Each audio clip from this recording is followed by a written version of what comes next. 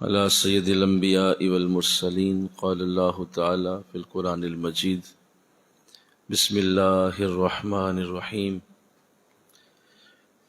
افلا یتدبرون القرآن ام علی قلوب اقفالها صدق اللہ العظیم رب اشرح لی صدری ویسر لی امری واحلل عقدۃ من لسانی یفقہوا قولی ان اللہ و ملائکتہ یصلون علی النبی یا ایہا الذین آمنوا صلوا علیہ وسلموا تسلیما۔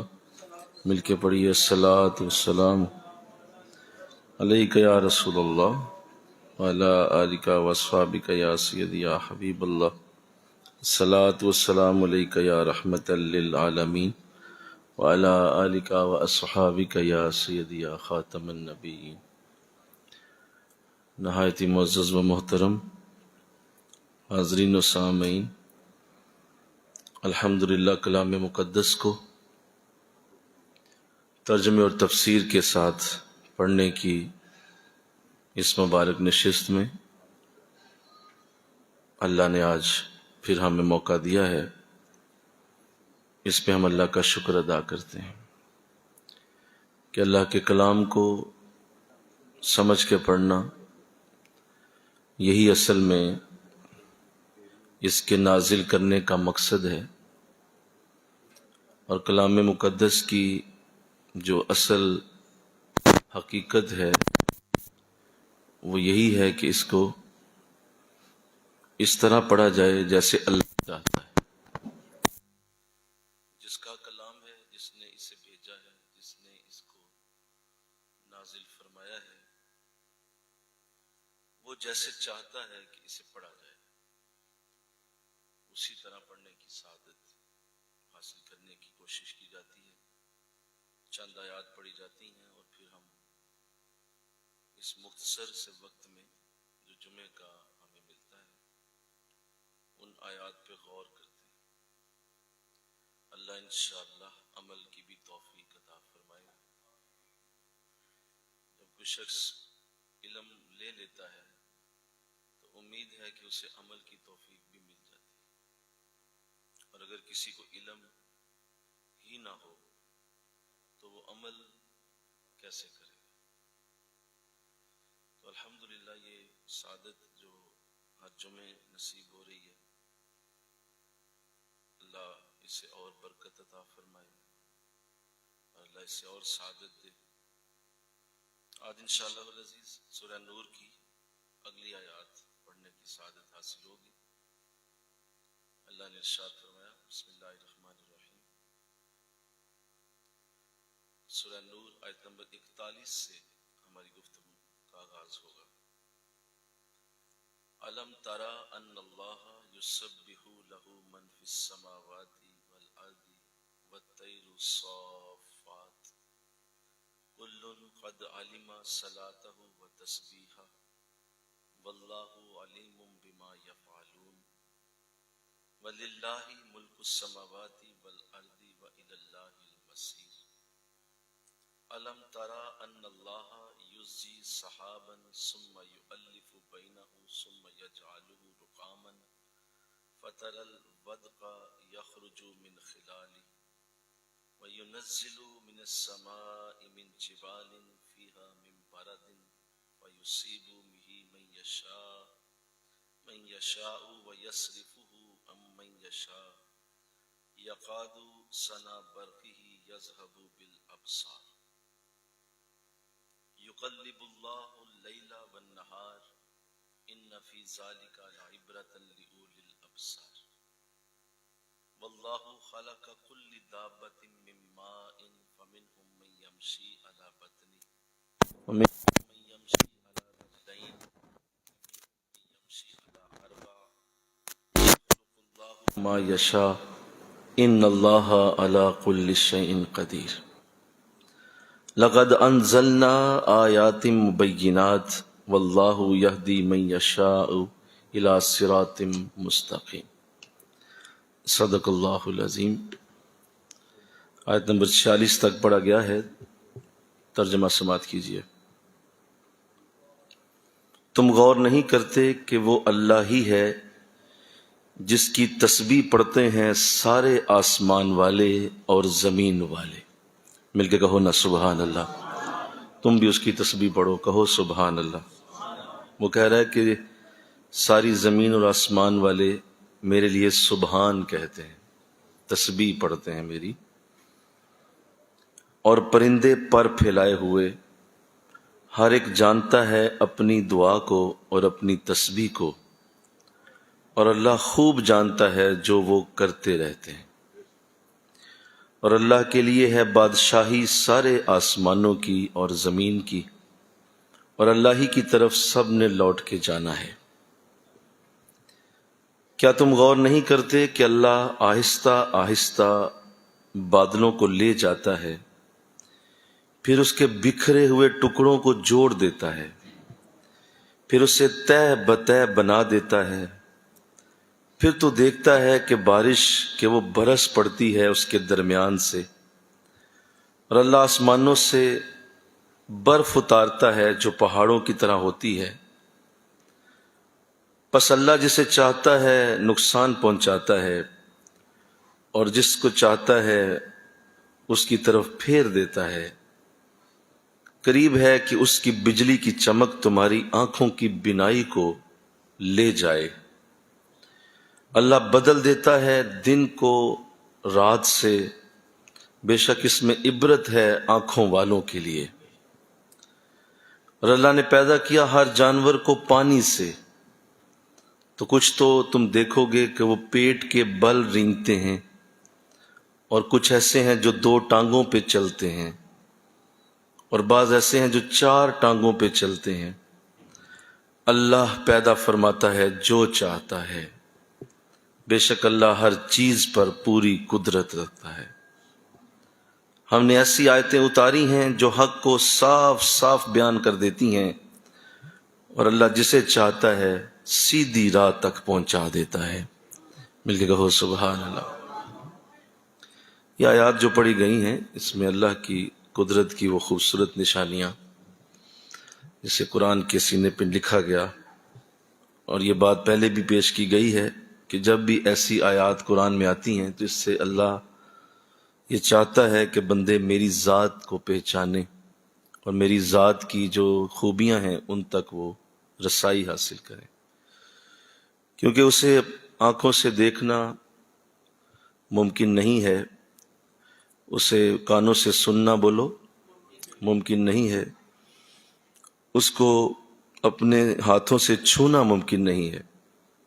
تو چونکہ یہ چیزیں پہلے سے ہی ممکن نہیں رہیں، اور انسان کو ان چیزوں سے بہت دور رکھا گیا ہے، کہ اللہ کی ذات کو چھونا، آنکھوں سے دیکھنا، سننا کانوں سے، یہ ایک عام انسان کو روا نہیں ہے. تو پھر اللہ ان علامات کے ذریعے اپنی پہچان کرواتا ہے کہ تم یوں کرو، تم میری تخلیق کو دیکھو. مل کے کہو نا سبحان اللہ. جو میں نے پیدا کی ہیں چیزیں، میں نے جو زمین آسمان کے نور بنائے ہیں، یہ جو خوبصورت ترتیب سے کائنات سجائی گئی ہے، یہ اصل میں میری ہی تخلیق ہے. یہ مجھے خوشی ہوگی کہ تم میری تخلیق کو دیکھو.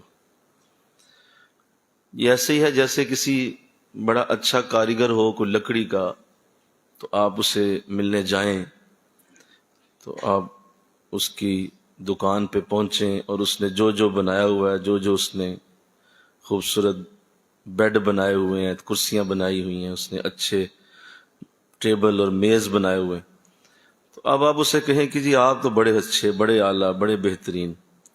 جبکہ وہ کہے کہ اچھا چلو وہ میری تعریف تو ہو ہی رہی ہے، یہ جو میں نے بنائی ہیں چیزیں ذرا ان کی بھی تعریف کرو نا یار.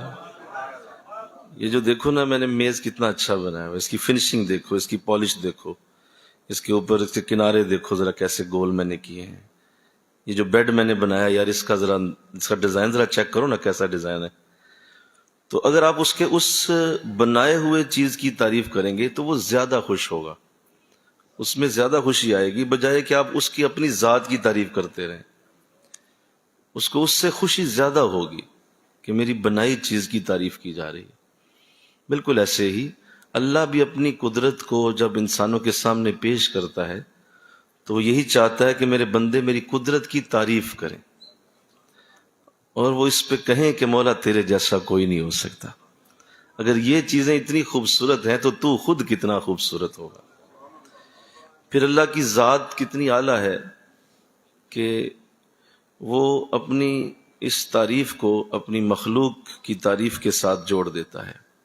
وہ کہتا ہے جس نے اس کی تعریف کی سمجھو میری ہی تعریف کی ہے، وہ میری ہی تعریف کے برابر ہے۔ جس نے کسی میرے پہاڑ کو دیکھ کے، دریا کو دیکھ کے، میری ہواؤں چلتی کو دیکھ کے، میری برستی بارش کو دیکھ کے یہ کہہ دیا مولا تیرا جیسا کوئی نہیں ہے، تو بس یہی میری تعریف ہے، مجھے خوشی ہوگی۔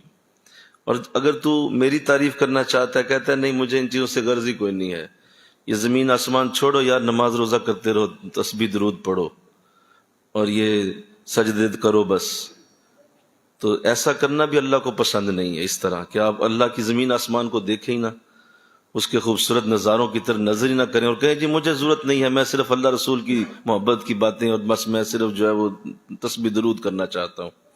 تو اللہ کی بارگاہ اتنی بے نیاز ہے، وہ کہتی ہے کہ یہ تسبیح درود اور یہ جو سجدے ہیں، رکوع ہیں، یہ تو تجھ سے پہلے میرے فرشتے بھی میرے ساتھ یہی کر رہے تھے، تیری پیدائش کیوں کی گئی ہے؟ یہ میں نے فرشتوں کو کس لیے بنایا ہوا تھا؟ وہ میرا سجدہ ہی دے رہے ہیں، وہ میرے لیے رکوع میں ہیں، وہ میری تسبیح پڑھ رہے ہیں۔ کروڑوں اربوں خربوں انسانوں کی تعداد تو شاید کوئی نہیں، ان کی تعداد اتنی زیادہ ہے کہ زمین کا ہر ذرہ جو ہے اس کی نوک کے اوپر، آقا اسلام نے فرمایا ایک سوئی کی نوک کے اوپر اللہ 70,000 فرشتوں کو بٹھا سکتا ہے۔ تو اس کی اتنی تعداد ہے، جہاں میرے فرشتے اتنے میرے اوپر مسلسل میری ذات پہ تسبیح پڑھ رہے ہیں اور سجدے دے رہے ہیں، رکوع کر رہے ہیں۔ اے بندے میں نے تجھے اس لیے پیدا کیا، تو میری ذرا کائنات کو دیکھ، یہ جو خوبصورت میں نے نظارے بنائے ہیں۔ اللہ تو اللہ اس کی توفیق دے، آمین کہو، اللہ اس پہ سعادت دے۔ اور اللہ اس لیے بار بار قرآن کے سینے پہ ایسی آیات لکھتا ہے۔ اللہ کہتا ہے کہ تو بار بار میری ہی طرف توجہ کر رہا ہے، آ تجھے میں بتاؤں میں نے بنایا کیا کیا ہے، تو ادھر بھی تو دیکھ، ادھر بھی تو دھیان کر۔ اللہ تو لہذا قرآن کے سینے پہ جب کوئی چیز نقش ہو جائے تو وہ کبھی بھی ضائع نہیں ہو سکتی۔ یہ آیات قیامت تک پڑھی جائیں گی۔ ان آیات میں اسی طرح بادلوں کا ذکر ہوگا، مل کے کہو سبحان اللہ۔ ان آیات میں اسی طرح پرندوں کی بات ہوگی۔ ان آیات میں اسی طرح اللہ فرما رہا ہے بعض میرے ایسے ہیں جانور جو 2 ٹانگوں پہ چلتے ہیں، کیا بات، بعض ایسے ہیں جو 4 ٹانگوں پہ چلتے ہیں۔ بولا تجھے اتنا پیار ہے اپنے بنائے ہوئے سے، اتنی محبت ہے اپنے بنائے ہوئے سے؟ ہاں میں نے بنایا نا، میں نے 2 ٹانگوں والا بھی بنایا، میں نے 4 ٹانگوں والا بھی بنایا۔ اور پھر بعض ایسے ہیں جو پیٹ کے بل رینگتے ہیں، جیسے سانپ ہے وہ پیٹ کے بل چلتا ہے، تو اللہ کو اس سے بھی محبت ہے، اس کا بھی ذکر قرآن میں کیا ہے کہ دیکھو ہم نے کیسی پیاری مخلوق بنائی ہوئی ہے۔ تو انسان کو یہ دعوت دی گئی ہے کہ ان خوبصورت چیزوں کو جب وہ دیکھے تو ساتھ ہی اللہ پھر خود ہی اپنی ذات کے بارے میں فرماتا ہے کہ وہ جیسا چاہتا ہے بنا دیتا ہے، اس کے لیے کوئی کسی قسم کی بناوٹ کو کرنا مشکل نہیں، اور وہ بنانے پہ قادر ہے۔ تو ان آیات سے اللہ کی محبت چھلکتی ہے، اللہ کا پیار چھلکتا ہے، اور جب کوئی ان کو محبت سے پڑھے تو اس کی آنکھوں میں آنسو ضرور آ جاتے ہیں۔ مولا تو کیسی خوبصورت کائنات کا مالک ہے، اتنا عظیم تیرا ملک ہے، اور پھر تو خود کہتا ہے کہ میرے لیے ساری بادشاہی ہے، ساری زمین و آسمان کی بادشاہی میرے پاس۔ تو یہ ساری باتیں کیوں کی جاتی ہیں؟ تاکہ انسان کے اندر اللہ کی بڑائی، اللہ کی محبت پیدا ہو۔ اور وہ جب انسان، یاد رکھیں انسان کی ایک بہت زبردست فطرت ہے، وہ یہ ہے کہ وہ حسن سے پیار کرتا ہے۔ کوئی بھی شخص حسین چیز سے نفرت نہیں کر سکتا، یہ اللہ نے ہماری فطرت میں رکھا ہے۔ حسین چیزوں سے محبت ہو جاتی ہے، اچھا پھول دیکھیں گے اس کی تو طبیعت جھک جائے گی، خوبصورت کوئی جو ہے وہ جانور نظر سے گزرے گا اس کی طرف دھیان چلا جائے گا، کوئی نظارہ اچھا سامنے آ جائے، کوئی بڑا خوبصورت جو ہے وہ درختوں کی کتار ہی کیوں نہ ہو اس کی طرف نظر چلی جائے گی، کوئی خوبصورت پہاڑ سامنے آ جائے، سبز پہاڑ، اس کو دیکھ کے دل چاہے گا تھوڑی دیر دیکھوں تو صحیح ہے کیسا، کوئی آبشار اتر رہی ہے، کوئی جھرنا ہے، کوئی دریا کا بہتا پانی ہے، کوئی سمندر کی اٹھلی لہریں ہیں، کوئی چاند کی چاندنی ہے، وہ جس بھی خوبصورت چیز کو دیکھے گا ضرور اس کا دھیان ادھر جائے گا۔ یہ قدرت نے ایسا زبردست، کسی اور انسان کو دیکھے گا، کسی خوبصورت کوئی مرد ہے وہ جا رہا ہے، اس کی خوبصورت جو ہے وہ جوانی کا انداز ہے، اس کے کندھے چوڑے ہیں، اس کے چہرے کی بناوٹ اللہ نے خوبصورت بنائی ہے، خواہ مخواہ نظر اس کی طرف اٹھ جائے گی۔ یہ اللہ نے بنایا ہی ایسے۔ تو جب یہ خوبصورت چیزیں بنائی ہیں اور اندر پیدا بھی کر دیا ہے کہ تمہارا دھیان بھی ادھر ہی جائے، تو پھر اللہ اس خوبصورت چیزوں کو قرآن میں اس لیے لکھتا ہے کہ تمہارا، چونکہ ہم نے فطرت کے اندر ہی یہ ڈالا ہے، حسن کی طرف جھکاؤ ہوگا تو میں تمہیں بتاؤں میں نے کتنی سونی سونی چیزیں بنائی ہوئی ہیں، ذرا جھکاؤ ادھر کرو، ذرا دیکھو، اپنا دل جھکاؤ ادھر۔ جب ادھر جاؤ گے تو مقصد صرف اس کی تعریف نہیں ہے، اب صرف آبشار کی تعریف نہیں کرنی، اب صرف چاند کی چاندنی کی تعریف نہیں کرنی، اب صرف خوبصورت پتیوں کو دیکھ کر، پھولوں کی پتیوں کی بناوٹ کی تعریف نہیں کرنی، اس کے رنگ کو دیکھ کر رنگ کی ہی تعریف نہیں کرنی، بلکہ اس کو دیکھ کر اس کے بنانے والے تک پہنچنا ہے کہ یہ بنانے والا کون تھا، اللہ۔ جیسے ان لوگوں نے جب ریسرچ کی ہے، جتنے بھی یورپ کے لوگ ہیں، تو انہوں نے بہت ساری ریسرچ جب کی کائنات پہ، تو بعض نے پھر ایک جملہ بولا، انہوں نے کہا جی ہم نے تو دیکھا ہے کہ یہ ایک دھماکہ ہوا تھا اور اس سے کائنات بن گئی ہے، یا لہٰذا یہ ایک حادثے کا نتیجہ ہے، یہ ایک حادثہ ہوا تھا اور وہ دھماکہ اتنا بڑا تھا کہ اس سے بڑے بڑے ستارے بن گئے، سیارے بن گئے، اور وہ آج زمین آسمان کی شکل میں دنیا میں موجود ہیں، ستارے چمک رہے ہیں، ان میں آگ لگی ہوئی ہے اور وہ آگ دنیا تک پہنچتی ہے، روشنی دکھاتی ہے۔ تو وہ یہ حادثہ ہوا تھا۔ تو کسی نے کیا خوبصورت جواب دیا، اس نے کہا کہ تم کہتے ہو یہ حادثہ ہوا تھا، کیا حادثے اتنے سونے ہو سکتے ہیں؟ اتنے خوبصورت حادثے نہیں ہوتے، اس کے پیچھے کوئی بنانے والا ہے اس کو۔ اللہ یا رسول، حادثے تو برباد کر دیتے ہیں، دو گاڑیاں ٹکرا جائیں تو انجر پنجر ختم ہو جاتا ہے، ہر چیز اڑ جاتی ہے، تو حادثہ جو ہو گیا تو ہر چیز خراب ہو جائے گی نا۔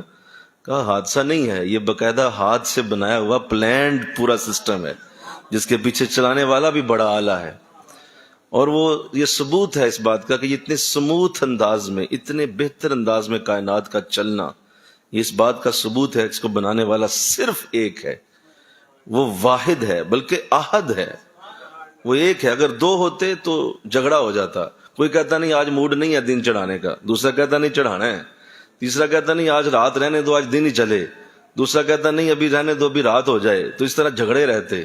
یہ جو مسلسل چل رہی ہے، اس کے پیچھے بنانے والا صرف ایک ہی ہے، اللہ۔ اور دیکھو میری بات سنو، تمہارا ایمان تازہ ہوگا کہ یہ ساری خوبصورت چیزوں کی تعریفیں اللہ پوری آیات کے اندر رج کے کرے، رج کے اپنے بادلوں کو بتائے، تہ در تہ بادل بناتا ہوں، پھر اس پہ بارش آتی ہے، بارش زمین تک پہنچتی ہے، پھر جانوروں کا ذکر کرے اور بتائے کہ کس طرح ہم نے دن اور رات کو بدلا۔ آنکھوں والوں کے لیے عبرت ہے رات اور دن میں بدلاؤ ہونا، یہ بتایا جا رہا ہے۔ اتنا خوبصورت انداز بنا کے اپنی تخلیق کو پیش کرتا ہے، تو بتائیے جو اللہ کی سب سے خوبصورت تخلیق محمد رسول اللہ صلی اللہ علیہ وسلم، ان کی تعریف وہ کیسے کرتا ہو؟ ہاں، جو سب سے اعلیٰ آپ کی تخلیق ہے، جو احسن الخلق ہیں، ساری خلق میں سب سے بہتر۔ ابھی پڑھا جا رہا تھا، سب سے اولا والا ہمارا نبی، سب سے بالا والا ہمارا۔ تو آپ کیسی خوبصورت تعریف رکھتے ہوں گے کہ اللہ جانوروں کی باتیں کرے، پہاڑوں کی باتیں کرے، دریاؤں کی باتیں کرے، تو یہ تو مخلوقات ساری قربان ہے حضور پر۔ سارے پہاڑ حضور پہ جو ہے سلام بھیجتے ہیں، سارے دریا پانی حضور پہ سلام بھیجتے ہیں، درختوں کے پتے حضور پہ سلام بھیجتے ہیں، دریاؤں کے جو کناروں پہ برف ہے، جو ریت ہے، ان ریت کے ذروں نے حضور کو سلام بھیجا ہوا ہے۔ تو ساری کائنات تو حضور کی بارگاہ میں جھکی ہوئی ہے، تو آپ کتنی اعلیٰ تعریف کے مالک ہوں گے۔ تو یہ میں نے صرف ایک آپ کی محبت کے لیے بات عرض کی۔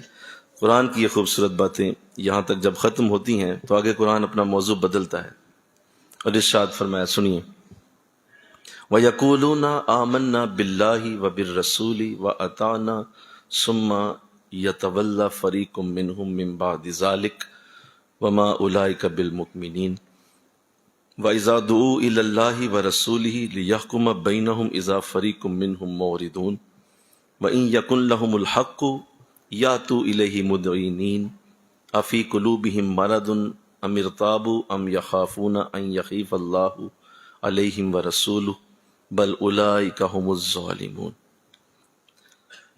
اور وہ کہتے ہیں کہ ہم ایمان لائے ہیں اللہ اور اس کے رسول پر اور ہم فرمانبردار ہیں، پھر ایک فریق ان میں سے اس دعوے کے بعد اپنا منہ پھیر لیتا ہے اور یہ لوگ ایمان والے نہیں ہیں، اور جب وہ بلائے جاتے ہیں اللہ اور اس کے رسول کی طرف کہ ان کے درمیان فیصلہ کیا جائے تو اس وقت ایک جماعت ان میں سے اپنا منہ پھیر لیتی ہے، اور اگر فیصلہ ان کے حق میں ہونا ہو تو بھاگے ہوئے آتے ہیں اس کی طرف تسلیم کرتے ہوئے۔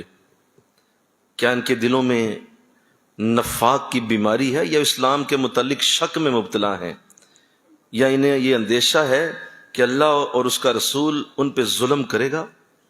بلکہ در حقیقت وہ خود ظالم ہیں۔ یہ آیت جو میں نے آپ کے سامنے پڑھی ہے یہی میرا آج موضوع تھا، اور میں نے اسی پہ آپ سے بات کرنی ہے۔ واضح کیا جا رہا ہے کہ جو لوگ کہتے ہیں کہ ہم ایمان لائے ہیں اور اللہ اور اس کے رسول پہ ہمارا ایمان ہے، اور ساتھ وہ یہ بھی کر دیتے ہیں کہ جب انہیں بلایا جاتا ہے کسی فیصلے پر تو پھر وہ منہ پھیر لیتے ہیں۔ یہ آیت اصل میں ایک منافق کے حق میں نازل ہوئی جس کا نام بشر تھا۔ ہوا یہ تھا کہ اس کا ایک یہودی کے ساتھ زمین کا جھگڑا ہوا، زمین کے معاملے پہ کوئی جھگڑا ہو گیا، تو یہودی نے کہا بشر کو کہ اچھا اگر تمہارا میرے ساتھ یہ معاملہ ہے تو کوئی نہیں، آؤ تمہارے رسول کے پاس چلتے ہیں اور اس سے فیصلہ کرا لیتے ہیں۔ اب یہودی چونکہ جانتا تھا کہ میں حق پہ ہوں، اور اسے یہ پتا تھا کہ محمد صلی اللہ علیہ وسلم آپ کبھی بھی عدل و انصاف میں کسی کی پرواہ نہیں کرتے، چاہے کوئی وہ ایمان والا ہے، بے ایمان ہے، کوئی کفر والا ہے، اسلام والا ہے، وہ یہ نہیں دیکھتے، جو حق ہوتا ہے فیصلہ وہ کر دیتے ہیں۔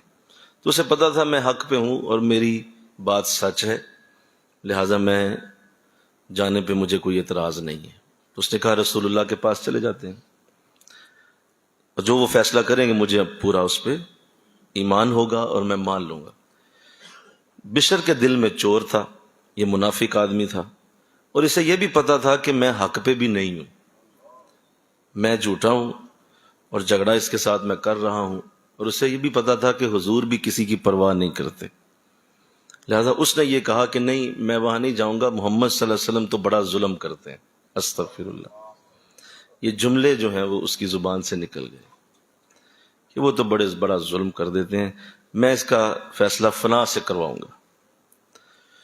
تو حضور اسلام کے حوالے سے جب ایسی بات کی گئی کہ کعب بن اشرف کے پاس اس نے کہا کہ مجھے لے جاؤ، وہ بھی ایک منافق تھا کہ وہ فیصلہ میرا کرے، تب یہ آیت جب آئی تو اللہ نے اس بات کو اس قدر اہمیت دی کہ میرے نبی کے پاس جانے پہ اعتراض ہے، اور اپنی بات کو منوانے کے لیے چاہے وہ غلط ہے کسی اور شخص کے پاس جانا انہیں گوارا ہے۔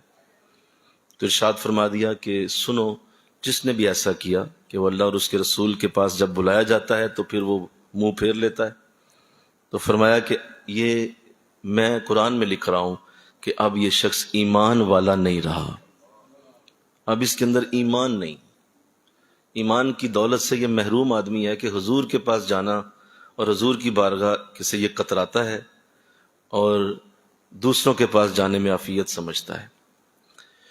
تو اللہ اسے محفوظ فرمائے، آمین کہو۔ اس کے پیچھے یہ پورا واقعہ میں نے عرض کر دیا کیوں یہ آیت نازل ہوئی اور اس کو کیوں یہاں لکھا گیا۔ ہمیں اس پہ بڑا غور کرنا ہے، اپنی زندگی میں اپنے معاملات میں ہم نے ہمیشہ اس پہ دھیان رکھنا ہے، کیونکہ ہم لوگ بہت زیادہ محبت کا دعویٰ کرتے ہیں، بہت زیادہ پیار کا دعویٰ کرتے ہیں، اور ہم اہل سنت تو ہر پہچاننے ہی محبت رسول سے جاتے ہیں، ہماری تو پہچان ہی محبت رسول ہے، اور ہم اسی طرح کا پیغام دیتے ہیں کہ ہمیں بڑا پیار ہے حضور کے ساتھ، اور اس کے لیے پھر ہم بہت کچھ کر رہے ہوتے ہیں، ہم میلاد شریف کی مجالس کرتے ہیں، درود شریف پڑھتے ہیں، ہم حضور کی ولادت پہ مٹھائیاں بھی بانٹتے ہیں، مبارکبادیں بھی دیتے ہیں، بہت سارے اعمال ہم کرتے ہیں جو اس بات کا انداز ہے کہ یہ جو ہے وہ اس لیے ہے کہ ہمیں حضور سے بڑی محبت ہے۔ تو قرآن یہاں پہ ایک بہت بڑی بات کر رہا ہے. قرآن کہہ رہا ہے کہ یہ صرف اس طرح کے انداز بنانے سے ہمیں یقین نہیں آئے گا. تمہارے اس طرح کے انداز بنانے سے ہمیں یقین کوئی نہیں آنا. یقین تب آئے گا جب واقعی حضور کی بارگاہ میں تم اپنے لیے بھی حاضر ہو جاؤ گے، چاہے تم اس کے خلاف فیصلہ سننے والے ہو، پھر بھی حضور کی بارگاہ میں جانے کو تم ترجیح دو گے، اور تمہیں لگے گا کہ نہیں حضور کی بارگاہ ہی سب سے بڑی ہے. تو اللہ نے قرآن میں یہ بات لکھ کے اس بات کو واضح کر دیا کہ ایمان کا دار و مدار حضور کی بارگاہ سے ہی ہے، اور آپ ہی وہ اصل ہستی ہیں جن سے ایمان کی سند ملتی ہے، اور آپ ہی وہ ہستی ہیں جن سے دور ہو کر بے ایمانی کی سند مل جاتی ہے. بے ایمانی کی سند بھی آپ کے پاس ہی ہے، اور ایمان والے کی سند بھی بولو آپ ہی کے پاس. تو اللہ نے واضح کر دی بات. اور آج چونکہ ہمارے کچھ حال ایسے ہی ہیں اور ہم اپنے معاملات میں اسی طرح سے ہیں، اگر اطاعت نہیں ہے تو کوئی محبت نہیں ہے. میں نے کیا بولا؟ اگر اطاعت نہیں ہے کوئی محبت نہیں ہے. یہ جو ہے وہ اس طرح کے دعووں سے اسلام نہیں مانتا. اسلام اس طرح کی باتوں سے اس طرح کی نہ بہلتا ہے، نہ وہ اس طرح کی چیزیں سمجھتا ہے کہ کوئی ایسا کرے گا تو اسے ہم قیامت کے دن کچھ دے دیں گے. نہیں، ایسا ہرگز نہیں ہوگا. یہ اصول اللہ نے جو بنایا کہ جو اطاعت کرے گا اسی کے لیے ہے، جو مطیع ہوگا ان کا. بھائی دیکھیں نا، میرا اپنا صاحبزادہ ہو اور اس کے لیے میں بہت کچھ کروں. ایک ماں اور باپ کتنا احسان کرتے ہیں اپنے بچوں پہ، کتنا احسان کرتے ہیں. آپ غور تو کریں گا کہ وہ ان کے لیے کتنی محنت کرتے ہیں، کھلاتے پلاتے ہیں، انہیں جوان کرتے ہیں، کپڑا لتا کا بندوبست کرتے ہیں، رشتہ ہوتا ہے، شادی بیاہ ہوتی ہے، کتنا وہ ان کے لیے محنت کرتے ہیں، کتنی ان کے ساتھ شفقت ہو رہی ہوتی ہے. احسان پہ احسان، احسان پہ احسان ماں باپ کرتے رہتے ہیں. اب وہ بچہ جو ہے وہ سارے احسان بھی انجوائے کر رہا ہو، ساری برکتیں بھی لے رہا ہو، سارے مزے بھی زندگی کے اٹھاتا ہو، اور پوری طرح سے اپنے ماں باپ کا پیسہ خرچ کرتا ہو، کھاتا پیتا ہو، لیکن جب وہ کہیں کچھ بات کریں، کوئی بات کریں، کوئی سے کہنے کے لیے حکم دیں اور وہ اس حکم کو نہ مانے، وہ اطاعت نہ کرے، تو بتائیے کہ کیا اس بیٹے کو اللہ کی بارگاہ میں قبول کیا جائے گا؟ نہیں قبول ہوگا اسے، وہ بے شک کچھ بھی کر لے. اور بھائی اگر کچھ بات سنتا ہے، بات مانتا ہے، اور بات مان کے اس پہ عمل کرنے کی چلو کچھ کوشش کرتا ہے، تو پھر یہ تو کہا جائے گا کہ چلو یار فرما بردار بچہ ہے، کچھ تو کر ہی رہا ہے نا. چلو سارا 100% تو کوئی ماں باپ کا حق ادا نہیں کر سکتا، 100% تو ماں باپ کا احسان اتارنا ممکن نہیں ہے، لیکن پھر بھی چلو کچھ حد تک تو کرتا ہے. لیکن اگر ایسا بھی نہ ہو تو پھر تو وہ معاملہ بہت آگے جائے گا. اور آپ اندازہ کریں ماں باپ کے احسان کتنے ہیں. اور آپ سنیے، ہمارے اور آپ کے اوپر، ہم سب کے اوپر حضور کے کتنے احسانات ہیں. حضور کے احسانات کی لسٹ اٹھاؤ ذرا، تمہاری زندگی ختم ہو جائے گی، احسانات کی لسٹ ختم نہیں ہوگی جو حضور نے ہم پہ احسان کیے. اور آپ ہمیں کوئی حکم دیں کہ بھئی مجھے یہ چیز چاہیے تم سے، مجھے یہ چیز چاہیے، تو آپ کہیں نہیں حضور میں نے یہ دیگ پکا دی آپ کے لیے، یہ میں نے آپ کے لیے نا یہ میلاد رکھ دیا ہوا ہے، اور میں نے بڑا اچھا نعت خواں بلایا تھا، اس نے بڑی اچھی نعتیں آپ کی پڑھ دی ہیں. تو حضور کہ بھئی مجھے ان کی کیا حاجت ہے، نعتیں، یہ میلاد کی سارے جلسے، یہ خوبصورت تمہاری لائٹنگ، مجھے ان کی حاجت نہیں ہے. ہاں اچھا عمل کیا تو نے، لیکن مجھے عمل چاہیے نا، مجھے بتا یہ کام میرا تھا وہ کیا کہ نہیں تو نے. جب وہ کام نہیں کیا اور اس اطاعت پہ نہیں آیا اور باقی چیزیں کر کے تو سمجھتا ہے کہ میں بہت بڑا عاشق رسول ہوں. یہ جو فساد ہے ہمارے اندر، اس نے ہماری بنیادیں اکھاڑ ڈالی کہ ہم اپنے اس عمل کے اندر دو نمبری ہیں، اور بظاہر ہم بہت خوبصورت اس کے اوپر بنا کے دو چیزوں کو بیٹھے ہوئے ہیں، اور یہ انتظار کر رہے ہیں کہ کل حشر کے دن جب ہم جائیں گے تو فرشتے ہمارا استقبال کریں گے. وہ میلاد کرنے والا صاحب آ گیا، پکڑو اس کو، واہ واہ حضرت جنت آپ کا انتظار کر رہی ہے، دروازہ کھلا ہوا ہے، چلے جائیں جنت کے اندر. آپ کیا سمجھتے ہیں ایسا ہوگا؟ یہ نہیں ہونا. عمل سے زندگی بنتی ہے، جنت بھی جہنم بھی. یہ خاکی اپنی فطرت میں نہ نوری ہے نہ ناری.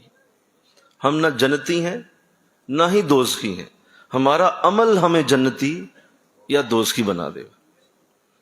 تو یہ جو ہماری یہ اس طرح کی روش ہے، اس کے لیے قرآن یہ آیت اتار رہا ہے کہ ایمان کا دعویٰ کرتے ہو، اللہ اور اس کے رسول کے ساتھ محبت کا دعویٰ بھی ہے، اور جب انہوں نے بلایا ہے تو تم آئے نہیں. اور اس وقت تمہیں اس کا کوئی نہیں، تمہیں پرواہ کوئی نہیں ہوئی، تو اندازہ کریں یہ کس قدر بڑی بات ہے، کس قدر بڑا معاملہ ہے کہ اطاعت رسول کے اوپر اللہ کوئی کمپرومائز نہیں کرتا، فوراً کہہ دیتا ہے کہ تمہارا ایمان کے ساتھ تعلق ہی کوئی نہیں، ایمان کے ساتھ کوئی تعلق۔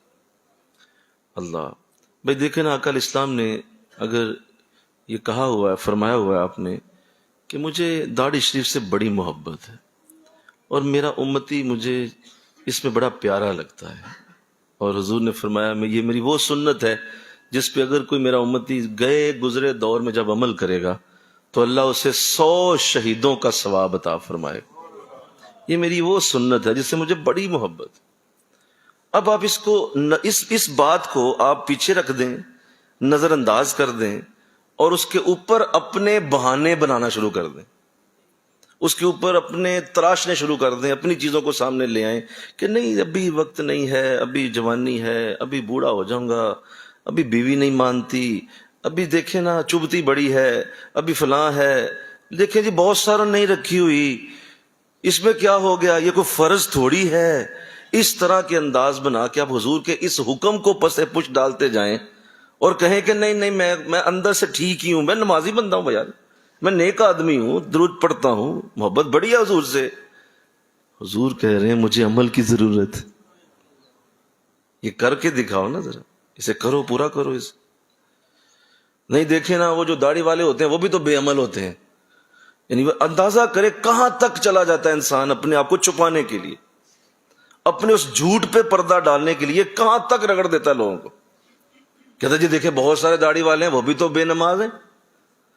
اچھا جی، یعنی کہ میں نے نہیں رکھنی، چاہے مجھے کچل دو سارے مل کے، میں رکھوں گا نہیں اسے، کیوں؟ میرے پاس بہانے بہت، میرے پاس وجہ بڑی ہے۔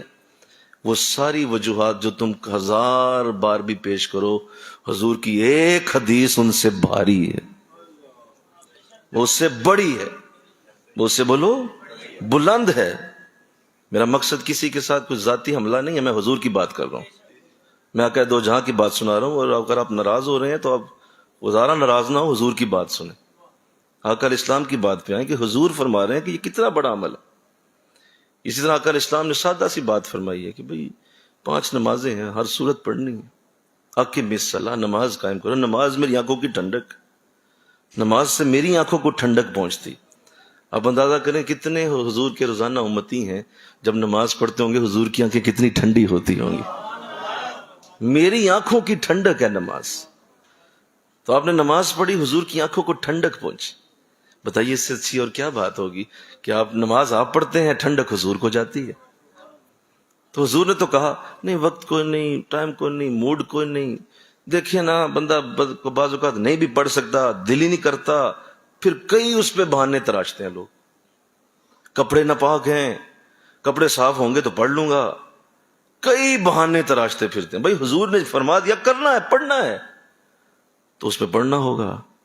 اب کوئی 1000 ملا دیا جتنا مرضی آ جائے بڑا، اور اگر وہ نماز کا چور ہے تو حضور کی بارگاہ میں کیا میلاد کا ثواب لے گا کیا؟ بھائی جو اصول ہیں ان کے اوپر چلو نا، جو اصول کہتا ہے وہ نماز ہے، وہ نماز پڑھنی ہوگی انشاءاللہ، کہہ دیجیے۔ یہ انداز ہے نا، یہ حضور کی بارگاہ کی برکتیں، یہ رحمتیں۔ اسی طرح کل اسلام نے ارشاد فرمایا کہ ہمیشہ اپنی نظروں کو جھکاؤ، عورتوں کی طرف گھور کے نہ دیکھو، منع کر دیا گیا۔ مجھے سخت تکلیف ہے کہ اگر کوئی میرا امتی یہ عمل کرتا ہے تو اس کے لیے بہت بڑی برکت اور رحمت اس سے چھین لی جاتی، اس کے گھر کا سکون، اس کے دل کا سکون، اس کی بارگاہ، اس کی رزق کی برکتیں وہ ساری اڑ جاتی ہیں۔ یہ اتنی بری عادت ہے، حضور نے فرمایا منع ہے تمہارے لیے عورتوں کو دیکھنا۔ اب حضور نے منع کر دیا، دیکھیں جی بندہ کبھی کبھی دیکھ بھی تو لیتا ہے، نظر تو پڑ ہی جاتی ہے نا جی۔ اس طرح کی آپ بہانے بازیاں تراشیں حضور کی حدیث کے آگے۔ آقا فرما رہے ہیں کہ یہ چیزیں نہیں ہیں، ایسے نہیں کرنا ہے، آگے بہانے بنا رہے ہوتے ہیں۔ دیکھیں نا بندہ ہو ہی جاتا ہے نا کبھی، وہ چھوڑو مولوی کہتے، مولوی آپ نہیں بہنتے، وہ بھی تو دیکھتے رہتے ہیں لو۔ اس طرح کی باتیں کر کے تو اپنے آپ کو چھپانے کی کوشش کر، تو اللہ اس سے محفوظ کر لے، اللہ اس سے محفوظ کر لے۔ اسی لیے قرآن نے کہا ادخلوا فی السلم کافہ، اے لوگو اسلام میں پورے کے پورے داخل ہو جاؤ۔ کس طرح بولو؟ پورے کے پورے آؤ، یہ ادھے پچدے کیوں ہو؟ یہ جمعے کے جمعے کیوں ہے؟ یہ جمعے کے جمعے اسلام کیوں یاد آتا ہے؟ پورے کے پورے اسلام میں داخل ہو جائے. گھر کے اندر بھی اسلام، دکان پہ بھی اسلام، راستوں میں بھی اسلام، گاڑی میں بھی اسلام، تمہارے دوستوں میں بھی اسلام، جہاں بیٹھو اسلام تمہارے ساتھ ہونا چاہیے. یہ کیا کہ کبھی چھوڑ دیا، کبھی اپنا لیا، کبھی نیک بن گئے، کبھی برے بن گئے. یہ نہ زندگی اسی طرح رہ جانی ہے، مر جاؤ گے، کچھ نہیں ہاتھ آنا. دو رنگی چھوڑ کر یک رنگ ہو جا، سراسر موم یا پھر سنگ ہو جا. یا چھوڑ دے اسلام کو یا پورے کا پورا اسلام اپنا لے، پورے کے پورے اسلام میں. صرف اس بات پہ کہ حضرت عبداللہ بن سلام رضی اللہ تعالیٰ عنہ جو یہودی تھے، اسلام لانے سے پہلے تو اسلام قبول کیا، کلمہ پڑھا، تو کسی جگہ دعوت تھی، وہاں حاضری دی، تو اونٹ کا گوشت پکا ہوا تھا. تو یہودیوں میں اونٹ کا گوشت جو ہے وہ اتنا مرغوب نہیں ہے، وہ اسے اتنا پسند نہیں کرتے، اور ان کے ہاں اونٹ کے گوشت کو ایک بس ایسے ہی چھوڑا جاتا ہے کہ نہیں ہم نے نہیں کھانا. تو آپ نے بھی اسی طبیعت کے ساتھ جو آپ اسلام لانے سے پہلے تھے نہیں کھایا. تو صحابہ نے کہا بھی بھئی آپ کھائیں نا، آپ کی دعوت بھی ہے، بیٹھے ہوئے ہیں سارے لوگ کھانا کھا رہے ہیں. کہا جی نہیں، بس میرے بس وہی طبیعت وہی ہے، تو یہ اونٹ کا گوشت استعمال نہیں کروں گا. صحابہ نے یہ بات حضور تک پہنچا دی کہ حضور عبداللہ بن سلام نے گوشت نہیں کھایا.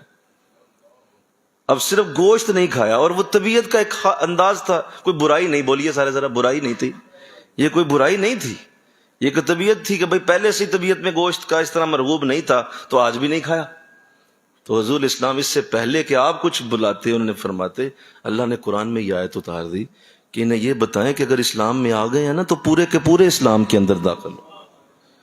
یہ نہ کریں آپ یہ اونٹ کا گوشت بھی نہیں آپ چھوڑ سکتے، کھائیں اسے، اس لیے کہ یہ صحابہ کھا رہے تھے، تمہارا نبی کھا رہا ہے. تمہاری طبیعت پیچھے چھوڑو اسے، حضور کے اوپر آؤ نا، حضور کیا کر رہے ہیں. تمہاری طبیعت چھوڑ دو، اب وہ اسلام کے اندر آپ آ گئے. تو آپ اندازہ کیجئے، حضور نے بلا کے پھر یہ آیت سنائی، کہا عبداللہ تمہارے لیے آیت آ گئی.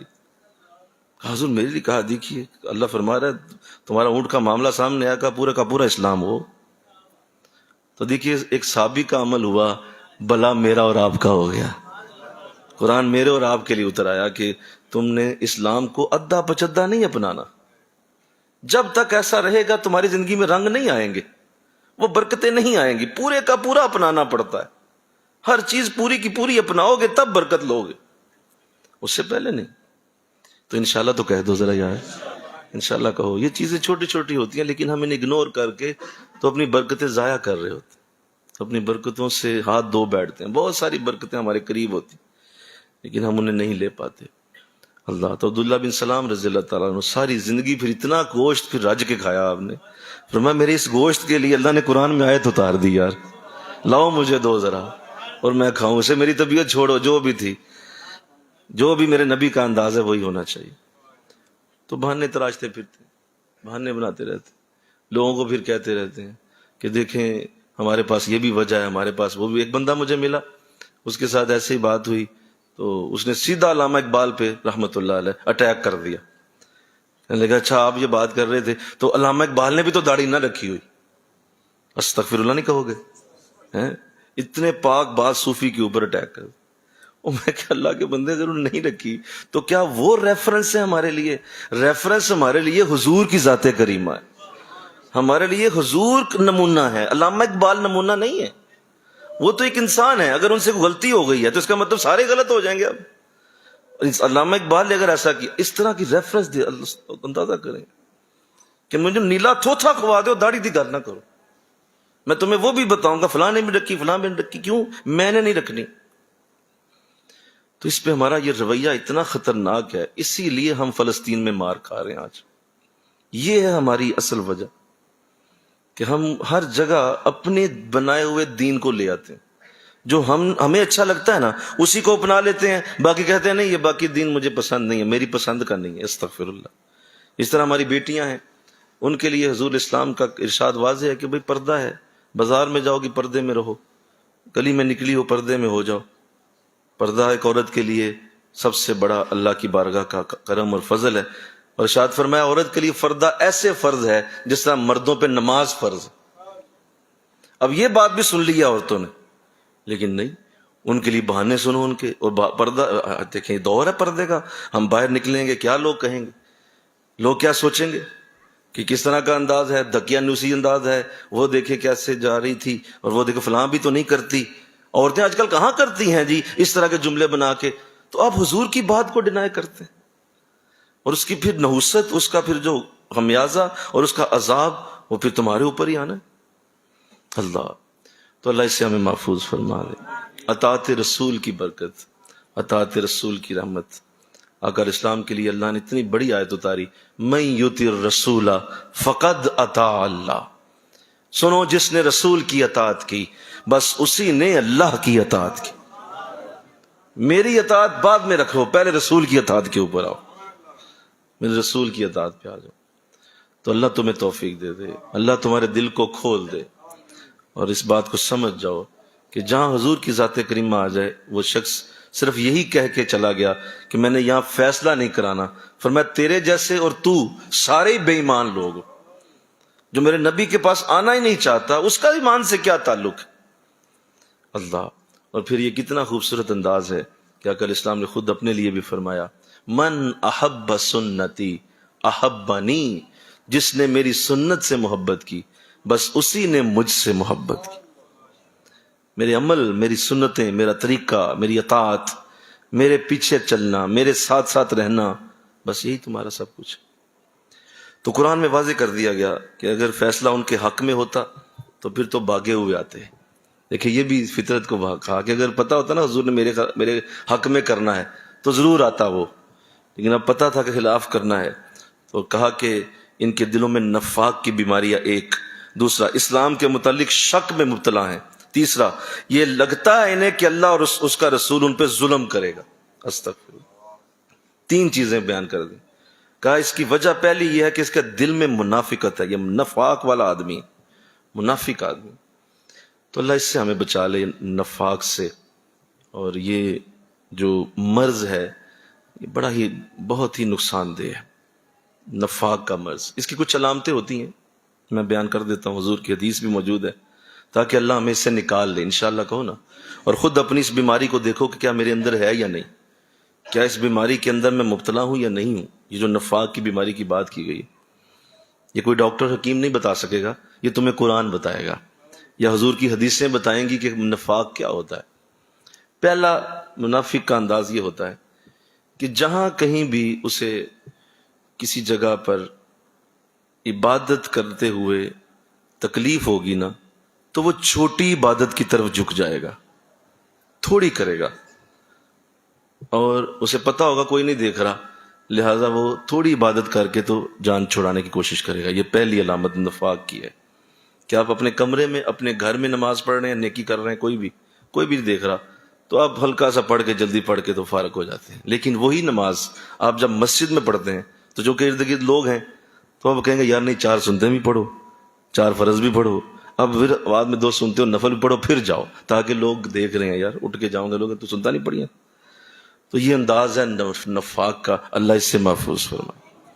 دوسرا انداز یہ ہوتا ہے منافق کا کہ وہ جب بھی کسی غلط بات پہ آتا ہے اور اس کی بات غلط بھی ہو تو وہ اس پہ اڑ جاتا ہے، سرکشی کرتا ہے، اڑتا ہے، کہتا ہے میں ہی ٹھیک ہوں، اور اپنی بات کو ثابت کرنے کے لیے وہ اس کو لڑائی بھی کرنی پڑ جائے کر جائے گا، حالانکہ اسے پتا ہے کہ میں غلط ہوں، میرے لیے یہ بات ٹھیک نہیں ہے، لیکن وہ اڑے گا آگے سے. یہ بھی منافق کی علامت ہے، اللہ اس سے بھی محفوظ کرے، آمین کہتے جاؤ. تیسری جو منافق کی علامت ہے وہ یہ ہے کہ جب وہ کسی سے لڑائی کرے، جھگڑا کرے تو گالم گلوچ پہ اتر آئے، بد زبانی کرتا ہے، بدتمیزی کرتا ہے، ماں بہن کی گالیاں دینا شروع کر دے گا، اور ایسے الفاظ استعمال کرے گا کہ وہ انسان سوچ نہیں سکتا یار یہ بندہ بڑا تو بظاہر تو بڑا تہذیب والا لگ رہا تھا، لیکن ابھی ذرا تھوڑا سا غصہ آیا ہے تو اب جناب کے منہ سے ماں بہن کی گالیاں نکل رہی ہیں. تو یہ سمجھ لو منافق کی علامت ہے. یہ شخص بھی نفاق کی بیماری میں مبتلا ہے کہ اس کی زبان پہ گالم گلوچ اتر آتی ہے. تو اللہ اس سے بھی محفوظ کرے، آمین کہو. اور تیسری بہت بڑی علامت جو بھی عرض کرنے لگا ہوں کہ منافق کے لیے یاد رکھنا، ہمیشہ مشکل ہوگا جو بھی عبادت اللہ کی بارگاہ میں بڑے قرب والی ہوتی ہے نا، وہ اس سے بھاگ جاتا ہے، وہ نہیں جائے گا اس میں. اور اس کو بیٹھنا مشکل ہو جائے گا. لیلۃ القدر میں تم دیکھو گے 27ویں رات میں اتنا قرب کا وقت، جب تہجد کا وقت آتا ہے آدھی مسجد ویسی خالی ہو جاتی ہے، لوگ چلے جاتے ہیں، لوگ کہتے ہیں یار اتنی اللہ کمر درد ہوگی، اب میری پاؤں میں درد شروع ہوگی، اٹھو یار چلو، اور نکل جاتے. جب بھی قرب کا وقت آئے گا نا منافق بھاگ جائے گا وہاں سے، اٹھ کے چلا جائے گا. آپ دیکھیں گے اسے، وہ کبھی بھی اس وقت میں نہیں بیٹھ سکے گا. کیوں؟ اللہ نے قرب کا وقت رکھا ہی وہاں ہوتا ہے جب تکلیف شروع ہوتی ہے، لہذا وہ چھوڑ دے گا اسے. تو اللہ اس سے بھی محفوظ فرمائے. یہ نفاق کی بیماری بہت بری ہے. اور اسی طرح منافق کے لیے حضور کی سنتوں پہ عمل کرنا بڑا مشکل کام ہے، بہت مشکل کام ہے. حضور کی سنتوں پہ وہ کہے گا فرض پڑھا لو، مجھے ایک ٹانگ پہ 100 رکعت پڑھا لو، میں پڑھ لوں گا. سنت پہ عمل میرے لیے بڑا مشکل کام ہے یار. تو سنت پہ عمل کرنا اس کے لیے مشکل ہوتا ہے. اللہ اس سے محفوظ کرے. آگے ارشاد فرمایا انما کان قول المؤمنین اذا دعوا الی اللہ ورسولہ لیحکم بینہم ان یقولوا سمعنا واطعنا واولئک هم المفلحون ومن یطع اللہ ورسولہ ویخشى اللہ ویتقہ فاولئک هم الفائزون. اب ایمان والوں کی بات کی ہے، مل کے کہو ذرا سبحان اللہ. چھوڑ دو وہ ٹاپک، اب ایمان والوں کو اللہ بیان فرما رہا ہے. کہا بات تو صرف اتنی ہے ایمان والوں کی کہ جب انہیں بلایا جاتا ہے اللہ اس کے رسول کی طرف کہ وہ فیصلہ فرما دیں ان کے درمیان، تو وہ کہتے ہیں ہم نے فیصلہ سن لیا اور ہم نے فیصلہ مان لیا. مل کے کہو سبحان. سارے کہو ذرا. اب منافقین کی بھی سنو، اب ایمان والوں کی بھی سنو. وہ کہتے ہیں ہم نے جو سنا ہم نے مان لی. سمعنا واطعنا، سن بھی لیا مان بھی لیا. کوئی دلیل نہیں. میرے نبی نے فرمایا بات ختم، میرے نبی کی بات ہے بات ختم ہو گئی. حضور کی حدیث آ گئی ختم ہو گئی بات. آقا اسلام کا فرمان ہے جی ان کا بات ختم ہو گئی. مجھے کہو نا سبحان اللہ. آگے سے دلیل لیں بحثیں نہ، وہ نہیں ایسے کریں گے. قرآن ان کا بھی ذکر کر رہا ہے کہ وہ کہتے ہیں ہم نے فیصلہ سن لیا ہم نے اطاعت کر لی. اور آگے اللہ نے بخشش کی نوید سناتا ہے. دیکھیے واولئک هم المفلحون، یہی لوگ ہیں جو دونوں جہانوں میں بامراد ہو جائیں گے. اور جو شخص اطاعت کرتا ہے اللہ اور اس کے رسول کی اور ڈرتا رہتا ہے اللہ سے اور بچتا رہتا ہے نافرمانی سے، تو میں بتاتا ہوں یہی لوگ بلندیوں پہ فائز ہونے والے. یہ بلند جگہوں پہ بیٹھیں گے، یہ بلندیوں پہ پہنچنے والے لوگ. تو حضور کی حدیث آ گئی، حضور کا کوئی فرمان آ گیا. حضرت امام اعظم ابو حنیفہ رحمۃ اللہ تعالی، بڑے غور سے سنیے گا.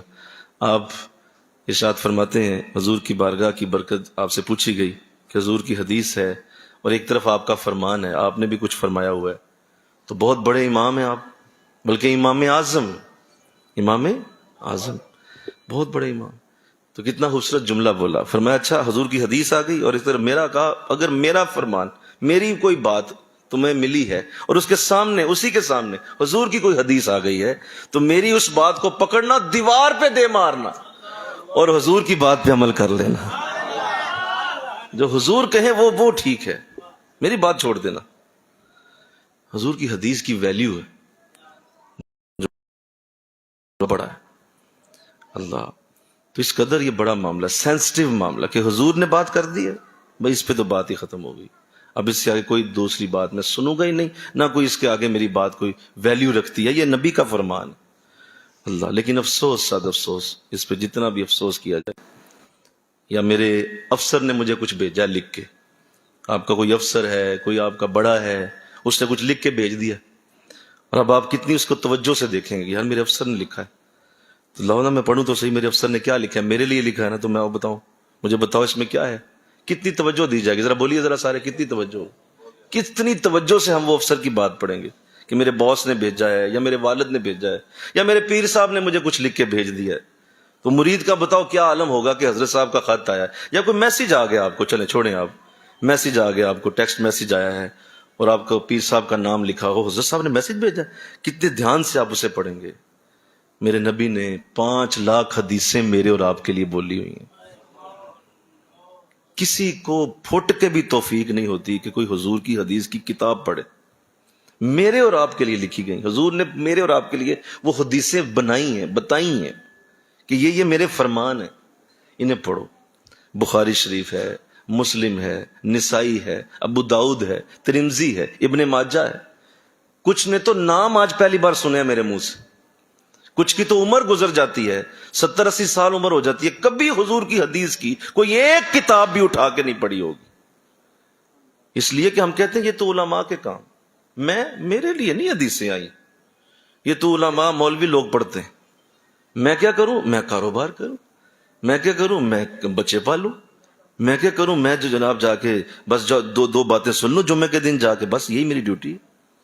جبکہ حضور نے 5 لاکھ حدیثیں بیان کی ہوئی، ان کی طرف کو توجہ ہو، کوئی بیٹھے ہیں، کوئی قرآن پڑھ لیں. اور اتنی آسان ہے کہ 5ویں کلاس کا بچہ جسے اردو آتی ہے نا، وہ بھی اسے پڑھے تو اس کو بھی سمجھ آ جائے حضور کیا فرما رہے ہیں. اتنی آسان زبان میں حضور نے حدیثوں کو بیان کیا. اور اگر اسلام کا اپنا فرمان بھی موجود ہے، ارشاد فرمایا کہ لوگوں سنو، مجھے اللہ نے آسانی کا حکم دیا ہے، اور میں آسان باتیں کرتا ہوں، مشکل باتیں نہیں آتی مجھے، میں آسان باتیں کرتا ہوں. آپ قرآن کی آیات کھول لیں تو آپ کو کچھ آیات میں مشکل ضرور آئے گی. آپ کسی آیت کو پڑھیں گے، اس کے اندر اللہ کوئی یا کوئی بات ایسی فرما رہا ہوگا جس پہ آپ کو بہت سارے سے پوچھنا پڑ جائے گا کہ اس کا ترجمہ کیا ہے، اس کا معنی کیا ہے. قرآن کی آیات میں مشکل ہے، حضور کی کسی حدیث میں مشکل کی نام کی موجود نہیں ہے. ہر حدیث میں آسانی پیش کی گئی. اتنا آسان حضور کا کلام. لیکن افسوس ہے کہ ہمارا مسلمان طبقہ حضور کی حدیثوں سے بہت غافل ہے، بہت پیچھے. یہاں اتنا بڑا درجہ بیان کیا گیا کہ حضور کی بات سامنے آ گئی ہے، ایمان والوں کا انداز یہ ہے ہم نے مان لیا، ہم نے عمل بھی کر لیا. بات آ گئی حضور کی، لیکن بات کا پتہ چلے گا تو کہے گا نا کہ مان لیا، اور پڑھا ہی کوئی نہیں آج تک. یہ ہے ہمارا بہت بڑا مسئلہ. اللہ اس سے ہمیں محفوظ کرے. لے لو حضور کی حدیث کی کتاب، لاؤ گھر میں، اسے پڑھنے کی کوشش کرو، اسے کھولو، اس کا مطالعہ کرو. کچھ زندگی اور بھی ہے. زندگی صرف کمانے کھانے کا ہی نام نہیں ہے. زندگی صرف دکانداریاں، بچے اور زندگی کا یہ انداز ہی نہیں ہے بھائی. زندگی اور بھی بہت کچھ. ذرا نکلو ان چیزوں سے اور ذرا پڑھنے کی کوشش تو کرو. حضور کی کوئی حدیث کی کتاب سامنے رکھو اور حضور کی باتیں پڑھو. آقا اسلام نے فرمایا جس نے میری ایک حدیث کو سنا اور اس کو آگے پہنچا دیا، اللہ اسے سرسبز اور شاداب رکھے گا. کتنی پیاری دعا دی ہے، لیکن نہیں پڑھیں گے. سبحان اللہ کہہ دیا آپ نے میری بات پہ، عمل کوئی نہیں ہوگا. پتہ ہے مجھے کیوں ہم نے رکھا ہی جمعے کو بس ایک ٹوٹل پورا کرنے کے لیے، بات کوئی سنانے کی. وہ تو ڈانٹتے ہی بڑا ہے، وہ تو کہتے رہتے ہیں دیکھیں جی. وہ بھائی ڈانٹتے کیا، آپ کو ایک راستہ دکھا رہے ہیں کہ حضور الاسلام کا انداز پڑھو، حضور کی حدیث کی کتاب لاؤ، اسے پڑھ لو، دیکھ لو حضور کیا فرما. ایک شخص تھا نا، وہ مجھے کہنے لگا کہ حضرت کون سے اسلام پہ عمل کریں، آج کل انہیں اسلام نکل آئے نے. دیوبندیوں کا اسلام ہے، اہل سنت کا اسلام ہے، اہل حدیث کا اسلام ہے، شیعوں کا اسلام ہے، بہت سارے فرقے ہیں، ہر بندہ اپنا اسلام لے کے. حضور میں تو پریشان بہت ہو گیا ہوں، حضور کون سے اسلام پہ عمل. میں نے کہا اللہ کے بندے، تم کسی اسلام پہ نہیں، تم محمد کے اسلام پہ عمل کرو صلی اللہ علیہ وسلم. کیا حضور کی باتیں لکھی نہیں؟ کیا حضور کا ایک ایک لمحہ محفوظ نہیں ہوا؟ کیا حضور نے بتایا نہیں ہوا کہ میں نے کس طرح سے نماز پڑھی، کس طرح سے رکوع کیا، کس طرح سجدہ کیا؟ تم ایک ممبر پہ بیٹھے ہوئے شخص پہ تو اعتبار کر لیتے ہو، حضور کی بات پڑھو نا تمہیں صحیح اعتبار آئے کہ حضور کیا فرما رہے ہیں. میری حدیث ہے بھائی. اور یہ یاد رکھیے، جس طرح اللہ نے قرآن کو محفوظ کیا، ایسے ہی حضور کے کلام کو بھی محفوظ کیا. کوئی نہیں ہلا سکتا حضور کی حدیثوں. کوئی ہلائے گا پکڑا جائے گا. کہیں سے حضور کی حدیث کے اندر کوئی غلطی شامل نہیں ہو سکتی. تو افسوس کا مقام یہ ہے کہ ہم کبھی بھی اس پہ توجہ نہیں کرتے، اور حضور کی حدیثوں کو ایک ایسی انداز بنا کے چلو یار کوئی نہیں سن لیا بس ٹھیک ہے. اور پھر ہمارا ایک اور انداز سنیں ذرا، جو آج کل ہو رہا ہے. فیس بک پہ جاتے ہیں، اب وہاں سے کیا، وہاں پہ کیا ظاہر، ایک بہت بڑا فیک ترین میڈیا ہے. وہ کیا بولا میں نے؟ فیک ترین. کہتا فیک ترین میڈیا. وہ حدیث کا ایک لفظ اٹھایا، تھوڑا سا اٹھایا، تھوڑا سا ایک اور اٹھایا، اپنی بات اندر گسیڑی، اس کو بنا کے نیچے لکھ دیا بخاری. اب ایک عام لڑکا ہے، جوان لڑکا، وہ فیس بک پر آہا بخاری میں یہ لکھا، اچھا مجھے تو حضرت صاحب یہ بتا رہے تھے. وہ فیس بک کی حدیث کو پڑھ رہا. وہ فیس بک کی حدیث چھوڑ، اس طرح کتابوں کی حدیثیں لا اور اس کے اندر حضور کی حدیثیں پڑھ، جو مستند علماء نے لکھی ہے. وہ تو کسی نے لکھ کے، تھوڑا سا لکھ کے اندر ڈال دی، پتہ نہیں کیا لکھا ہوا ہے. وہ آ جاتے ہیں میرے پاس بھی کئی، حضور یہ دیکھیں حدیث لکھی ہے. میں نے کہا لاؤ. اور جب کھولا گیا، واقعی وہ جب صفحہ کھولا گیا، وہاں نام و نشان نہیں اس حدیث کا جو لکھی ہوئی تھی کہ بخاری. میں کہا تمہارے سامنے کتاب رکھی ہے، دکھاؤ کون سی حدیث ہے یہ؟ کہا حضور یہ دیکھیں فیس بک پہ۔ میں فیس بک پڑھ کے آ جاندے ہو یار میرے کو۔ تو اب یہ نیا فتنہ شروع ہو گیا، کیوں؟ ہمارے پاس وقت کو نہیں مطالعہ کرنے کا، پڑھنے کا۔ اس وجہ سے قوم گمراہ ہو رہی، قوم گمراہیوں کی دلدلوں میں گھستی جا رہی۔ تو خدا را اس پہ غور کیجیے، انشاءاللہ کہہ دیجیے حضور کی اطاعت کے لیے حضور کی باتیں پڑھنا ضروری ہیں۔ حضور کی باتوں کو پڑھیے، سمجھیے حضور نے کیا ارشاد فرمایا، کتنی کتنی خوبصورت باتیں آپ نے فرمائی ہیں، اور ان باتوں سے کس طرح دل گلاب کی طرح کھل اٹھتے ہیں کہ میرے نبی نے کا فرمان سامنے آ گیا۔ اللہ، پھر دعائیں حضور نے دی ہیں جو میری حدیث کو آگے پھیلائے، یہ دوں گا وہ دوں گا۔ پھر فرمایا اچھا میری حدیث کا معاملہ اتنا بڑا ہے، سنو کہ تمہیں یہ فرض ہے، تمہارے اوپر یہ فرض ہو گیا ہے، فَيَبْلِغُ الْغَائِبَ الشَّاهِدْ، سنو جو اس وقت سن رہا ہے وہ جو غائب ہیں ان تک پہنچا دے جا کر۔ تمہاری ڈیوٹی ہے جا کے غائب بندے کو بتاؤ میں نے کیا بولا۔ کیا بات!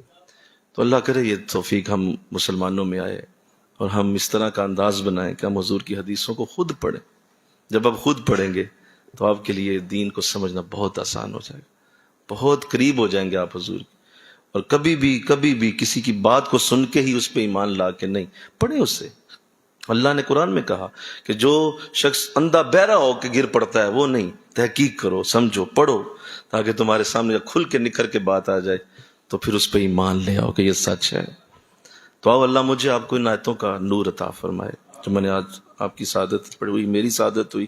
اس سے پہلے آیات میں اللہ نے اپنی قدرت کی آیات بیان کی، مل کے کہیے نا سبحان اللہ۔ وہ آیات ہم نے پڑھی، اس کے بعد آیات ہم نے پڑھی ہیں جن پہ اللہ نے اپنے رسول کی بارگاہ کو بہت بڑے درجے تک پہنچایا، اور یہ بیان کیا گیا کہ اگر آقا دو جہاں کی اطاعت نہیں ہے تو ایمان بھی نہیں ہے۔ اور پھر اگلی آیات میں یہ واضح کیا گیا کہ مومنین کی علامت یہ ہے کہ جب بھی کوئی حضور کا فرمان ان تک آتا ہے تو وہ سمعنا و اطعنا کہتے ہیں، وہ کہتے ہیں ہم نے سن لیا، ہم نے مان لیا، اب اس پہ آگے کوئی دلیل نہیں ہوگی۔ اور اللہ نے ان کے لیے بخشش کے وعدے فرمائے اور فرمایا جو ایسا کرے گا دونوں جہانوں میں بامراد ہوگا۔ اللہ مجھے آپ کو عمل کی توفیق عطا فرمائے۔ وما علینا الا البلاغ۔